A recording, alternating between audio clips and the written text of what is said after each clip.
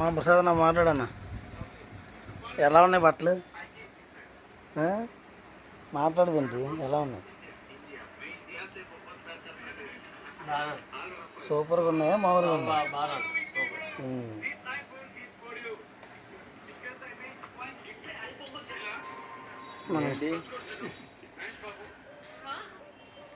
అన్ని ఐటమ్ దొరుకుతాయి కదా మనకి.